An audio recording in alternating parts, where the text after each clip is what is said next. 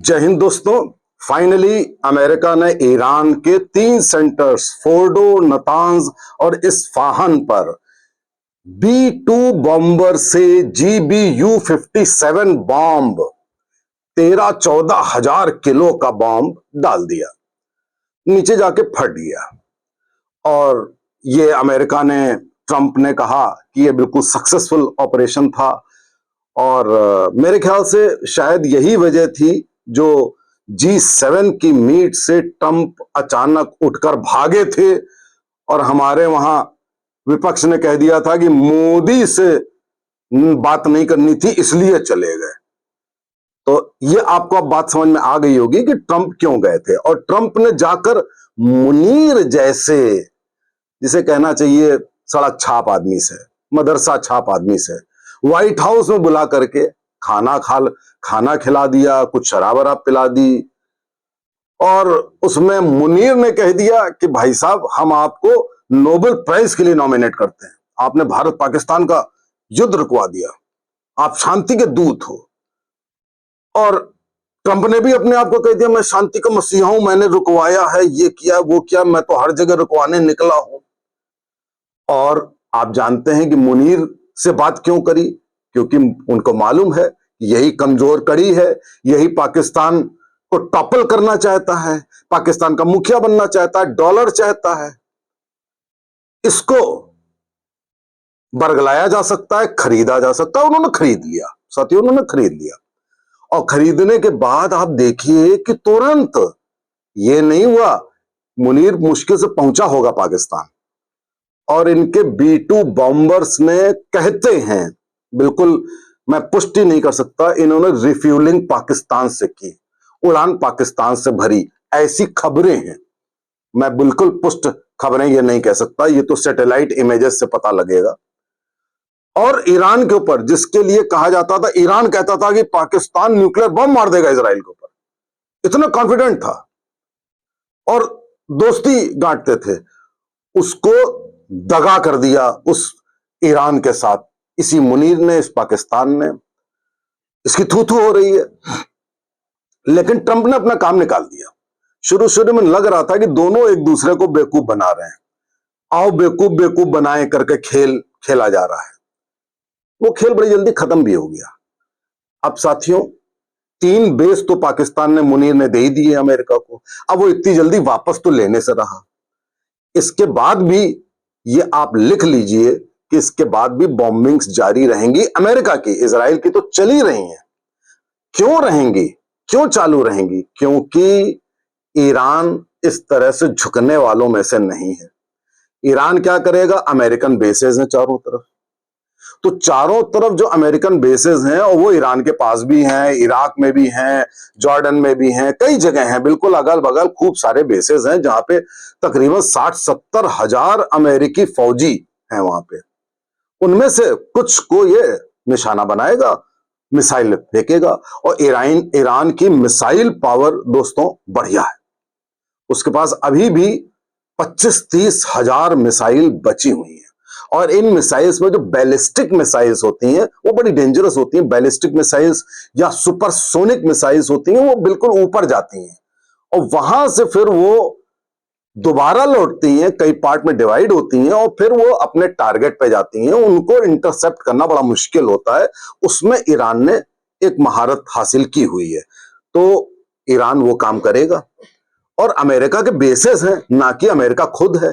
Bases पे आप इतना बढ़िया एक एयर डिफेंस सिस्टम तो लगा नहीं सकते हैं, तो वो गिरेंगे। ये मान के चलिए कि अमेरिका के कुछ सेंटर ध्वस्त होंगे, कुछ नुकसान होगा, और उसके बाद अमेरिका फिर से बॉम्बिंग करने के लिए मजबूर होगा। और आप देखिए कि ये जो ये बात बता दूं आपको कि ईरान ने ये कहा है कि फोर्डो जहां पर चट्टानों के नीचे न्यूक्लियर जो साइट थी, वो हमारा नष्ट भले हो गया हो, लेकिन वो खाली था। हमें पता था कि अमेरिका बॉम्बिंग करेगा, तो हमने पहले ही उसको खाली करा दिया था। और यूरेनियम के जो स्टोर्स थे, यूरेनियम से एटम बम बनता है, वो हमने पहले ही अलग कर दिए थे। ये ईरान का कहना है। यानी कि ये बात ईरान ने, हो सकता है ऐसे ही ब्लफ मारने के लिए भी कही हो, सही भी हो सकती है, झूठ भी हो सकती है, गलत भी हो सकती है, गुमराह करने वाली भी हो सकती है। लेकिन आपने ये गौर किया होगा कि फोर्डो के ऊपर बम मारने के बाद 5.1 तीव्रता का अर्थक्वेक ईरान में आया। आपने देखा होगा पाकिस्तान में भी साथियों 81 ट्रेमर्स आए, हल्के अर्थक्वेक। हम मानते हैं कि वो नॉर्मल ट्रेमर्स नहीं थे पाकिस्तान के जो 81 हुए। वहां भी किराना हिल्स में एक मिसाइल पड़ी थी, ब्रह्मोस मिसाइल पड़ी थी साथियों। और यहां पर जो पड़ा तो एक 5.1 तीव्रता का। इससे दोनों में अगर आप सिमिलरिटी देखें तो इससे यह सिद्ध होता है कि नीचे कुछ न्यूक्लियर वेपन थे और उन न्यूक्लियर वेपन में कुछ इस किस्म का धमाका होता होगा जिससे कि पृथ्वी में कंपन होता होगा। तो इसलिए जो ये ईरान कह रहा है कि वहां से हटा लिए थे, तो एक तो यूरेनियम स्टोर्स को आप इतनी आसानी से वहां से आप हटा नहीं सकते, उसके लिए बहुत ज्यादा मशक्कत करनी पड़ती है। तो वहां भी कोई ना कोई धमाका तो हुआ है, हो सकता है कुछ स्टोर्स हटा भी लिए हो, आप कह नहीं सकते। अब साथियों उसके बाद ईरान का जो रिटेलिएशन है, जो मैंने कहा कि ये अमेरिका के ऊपर कुछ करेंगे, कहीं भी बहुत सारी जगह हैं जहां पे वो कुछ कर सकते हैं, लेकिन उसके अलावा एक उन्होंने बहुत बड़ा एक पार्लियामेंट में अपना एक रेजोल्यूशन पास किया है, एक स्ट्रेट ऑफ हॉर्मोज। हॉर्मुज कहिए, हॉर्मोज कहिए, ये प्रोनाउंसिएशन अलग होता है, HORMUZ, straight, straight of Hormuz.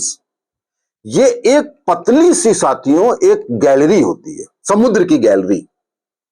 इसको आप कह सकते हैं पर्शियन गल्फ, इसको पर्शियन गल्फ कहते ही हैं। क्या होता है कि दो तरफ से देश हो और बीच में एक दरार होती है समुद्र की, और उस वो बीच में जो दरार होती है वो एकदम छोटी सी दरार नहीं होती, मैं ऐसे छोटी बता रहा हूं, 35 किलोमीटर, 35 किलोमीटर बहुत ज्यादा होता है, उतनी बड़ी दरार है जिसके एक तरफ ईरान है, कई एक देश हैं, ओमान है, UAE है, कतर है, कुवैत है, सऊदी है, और एक तरफ ईरान है और एक दो और देश हैं। तो उन सारे देशों की जो बाउंड्रीज हैं ये इस गैलरी में खुलती हैं, इसको स्ट्रेट ऑफ हॉर्मुज बोलते हैं। ये बड़ा इंपॉर्टेंट है साथियों, इसमें पानी के जहाज जाते हैं सऊदी से, कतर से, कुवैत से, ओमान से, UAE से, ईरान से, और भी दो तीन है मुझे याद नहीं आ रहे होंगे। वो जहाज उधर से निकल करके मेन सी में, मेन जो समुद्र है उसमें आके मिलते हैं। तो ये एक दरार और भी है साथियों, वो बहुत बड़ी दरार है, वो है रेड सी। वो इसके बाईं तरफ है रेड सी, वो यमन से लगी हुई है, और वो भी बड़ा इंपॉर्टेंट है क्योंकि वहां से भी जहाज निकलते हैं और इस स्ट्रेट ऑफ हॉर्मुज से भी जहाज निकलते हैं। ईरान ने ये रेजोल्यूशन पास किया है कि हम इस दरार को, जो इसकी ओपनिंग है जहां से अंदर जाया जाता है, जहां से बाहर निकला जाता है, उसको हम ब्लॉक कर देंगे।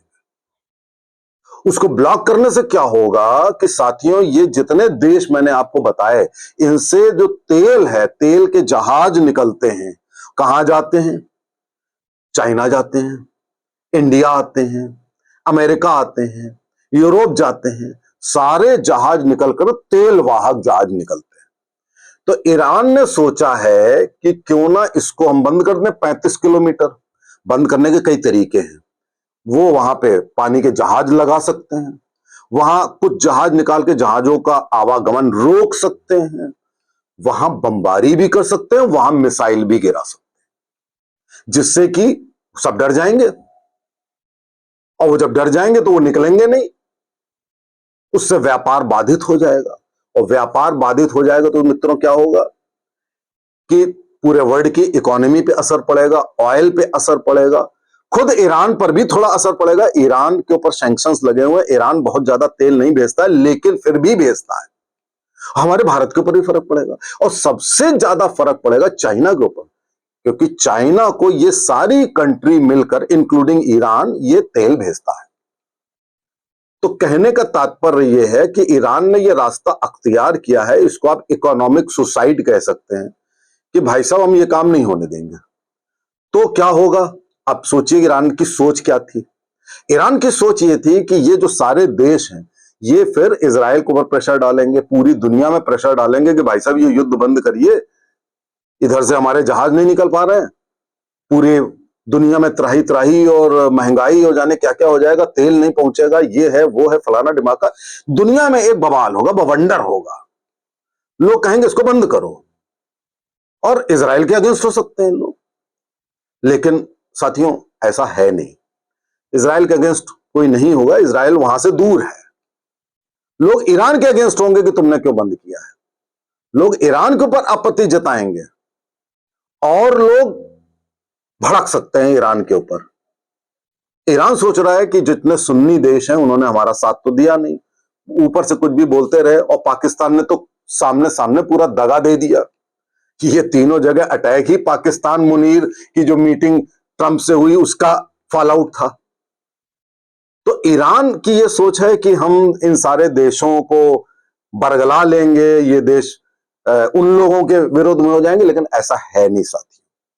और ये भी सोच है ईरान की कि ऐसा करने से जो अमेरिका तेल लेता है वो वहीं से अमेरिका भी लेता है तेल, इन्हीं देशों से, तो अमेरिका के जो सेंटर्स हैं उनको तेल नहीं मिलेगा, तो अमेरिका में डेफिशिएंसी हो जाएगी। अभी ये उनका प्रपोजल है, वो इतनी आसानी से ब्लॉक नहीं कर पाएंगे। तो स्ट्रेट ऑफ हॉर्मुज के बारे में आप लोगों में कई लोगों से मिलता हूं, लोग पूछते हैं ये क्या है, जरा भला इसके बारे में बताओ। तो मैंने सोचा आपको बताऊं कि स्ट्रेट ऑफ हॉर्मुज क्या है और इसकी स्ट्रेटेजिक इंपॉर्टेंस क्या है। ईरान ने ये मेजर उठाया है, मुझे ऐसा लगता है कि ईरान ये कदम उठा सकता है, क्योंकि हारा हुआ जुआरी कुछ भी करने को तैयार हो जाता है। तो साथियों तैयार रहिएगा इस बात के लिए कि अभी अमेरिकन बॉम्बिंग्स भी और होंगी, अभी इसमें थोड़ा बहुत दखल चाइना दे सकता है या नॉर्थ कोरिया दे सकता है। अभी इजराइल को बहुत नुकसान पहुंचाया है ईरान ने अपनी बैलिस्टिक मिसाइल से। अभी इजराइल भी उसने बहुत सारा एम्यूनिशन मंगा लिया है, सुना है 90,000 किलो टन कितना होता है वो माल आया है। अभी इजराइल ईरान को तोड़ेगा अच्छी तरीके से। ये बात तब तक खत्म नहीं होगी जब तक ईरान का रेजीम नहीं बदल जाता है, खेमनेई नहीं खत्म हो जाते हैं, तब तक ये चलेगा। और खेमनेई के खत्म होने पे बवाल और भी बढ़ सकता है। तो अभी बड़ा अनसर्टेनिटी का माहौल है, देखते जाइए साथियों। भारत की स्थिति अच्छी है, ये मैं फिर से दोहरा रहा हूं। नमस्ते, जय हिंद, जय भारत।